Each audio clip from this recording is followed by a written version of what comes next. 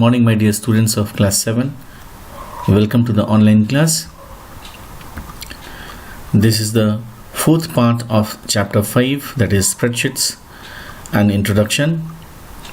And this is also the last and concluding part. The topics which we have not covered, we are going to cover today. That is writing simple formulae, operator precedence, renaming a worksheet, adding, removing and saving a worksheet. So let us learn all these things one by one, starting with writing simple formulae.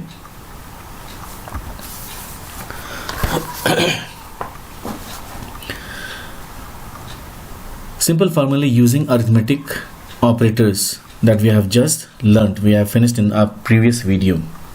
So now here you can see every formula in Excel must begin with an equal sign. So here you can see, for example, 3 formulae are given. Each one starts with a equal to sign. Good. Next one, we must have some arithmetic operator to operate on numbers or data. So we cannot do the calculation unless and until we have got arithmetic operator. Here you can see plus is there, that means addition. Here you can see multiplication is there. So these are arithmetic operators. The data can also be a cell address. Here we have given the numbers 20, 35, 5, but here instead of numbers we have given A1 plus B2. These are the cell address, name of the cells. So whatever value is assigned to A1, that will be added with the value of B2. So these are some valid formula in MS Excel.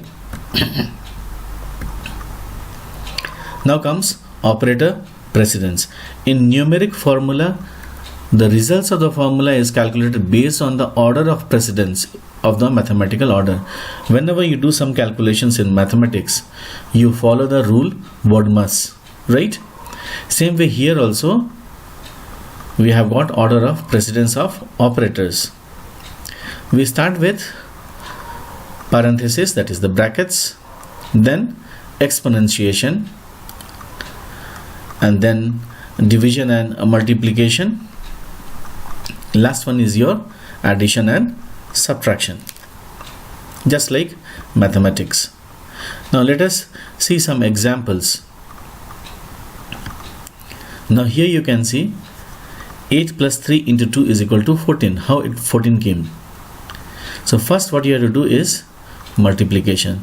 3 into 2 is 6, 6 plus 8, 14. Here we cannot do multiplication. First what we'll do, whatever is there within the brackets. 2 plus 3 is 5. Here 2 plus 3 is 5. 5 into 5 is 25. Here first we'll be doing this division. 8 divided 2, 4 plus 8, 12. Here 8 plus 8, 16 divided by 2, 8. Likewise we have got other examples also. These are very small calculations. You have already done it in your mathematics. So let us go to the next part, that is working with worksheet. Switching between the worksheet. All of you know that workbook is a collection of worksheet. I gave you the example of a drawing book. So drawing book has got many drawing sheets. Same way the workbook has got many worksheets. We used to store the related data across the different worksheets in a workbook. The names of the worksheets are sheet 1, sheet 2, sheet 3. By default, the workbooks have got 3 worksheets, but if you want you can add some more. A sheet tab appears on the bottom of the worksheet. Whenever you go to the MS Excel, you will find this sheet tab at the bottom showing the present sheet in which you are working in bold. We can easily switch between the worksheet. Suppose if you are working in sheet 1, you can go back to sheet 3 where you have done something. If you are in sheet 3, you can come back to sheet 2 or sheet 1. By clicking the sheet tab of the worksheet, we can which we want to activate. You have to just click it. We can also use Control plus page up to move towards the left side and control plus page down to move towards the right side, this side and this side. Here you will have sheet 1, sheet 2, sheet 3, all these names of the sheet. If you want, you can rename the worksheet. Usually it is given sheet 1, sheet 2, sheet 3 and so on, to give a meaningful name to your worksheet so that you'll remember what work you have done in that particular file. You can follow these steps. Right click on the sheet name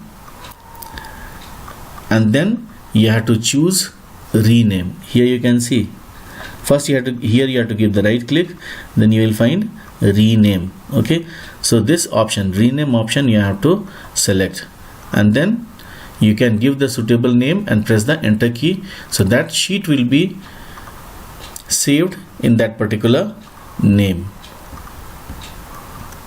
Now comes adding and removing a worksheet. You can add any number of worksheet, and if you are not happy with one of the worksheet, you can delete it also, remove it also. Adding a new worksheet, removing a worksheet, I'll show you. A workbook contains 3 worksheets by default, but we can add as many sheets as we want. To add a new sheet in the workbook, what you have to do is select the sheet before which a new sheet is to be added. So same way, you can select this sheet first, and then you have to click insert from the cells group. Okay, insert, and then you will go and click this insert sheet, this one. So once you do that, select the sheet, go to cells group, click insert, and then insert sheet. One new sheet, new worksheet will be added to your workbook. And the process is same if you want to remove a worksheet. To remove the unwanted worksheet from the workbook, you have to follow these steps. First, select the sheet to be deleted, and then same way you have to go to the cells group and then click delete, and towards the end you have to select delete sheet. Here you can see, first you have selected the sheet, and then from the cells group click delete. This comes, and here what you have to do, you have to select the delete sheet. Whichever sheet which is unwanted you want to delete it, that will be deleted. Now once you have saved the you have made the workbook, it is ready. Unless and until you save it, there is no use. So you can save your workbook. To save a workbook, you have to follow these steps. First you have to click the file tab, okay, and then you have to click save option. Okay, the save as dialog box comes. This is the save as dialog box. So here you have got place to type the file name. So whatever file name you think is suitable for that particular file, you can type that name, and then once everything is done, you can click the save button. When you do that, your file will be saved.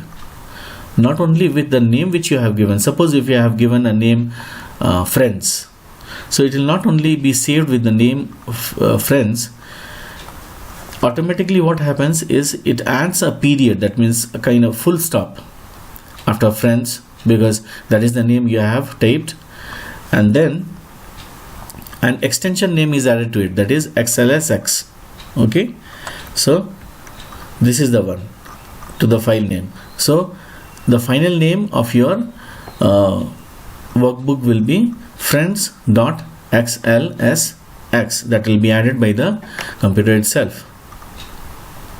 After the workbook is saved, the file name appears in the place of book 1. Otherwise it will be showing book 1 if you don't save it. Okay, if you don't give a name, it will be saved as book 1, and after that book 2. But if you give the name, it will have a name, and it will be easy for you to find out the files. So once again, click file, save as dialog box comes, there'll be a place for you, text box for you to write the name. So there you will be writing the file name, and then you'll be clicking save button.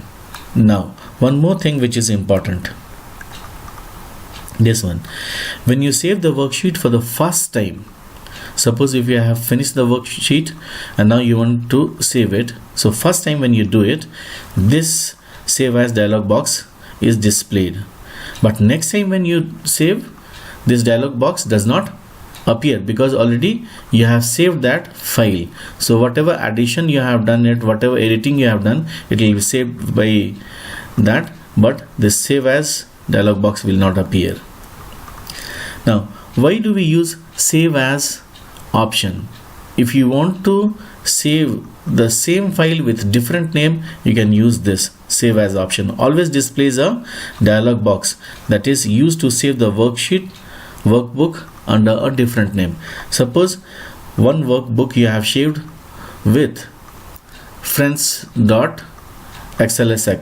okay, now if you want to make some changes, then you can change the name also, so both the files will be saved. For that always we use save as option. Okay, so this is how we save our workbook. And with this, the chapter comes to an end. All the best for your promotion exam. Stay home, stay safe, have a very good day.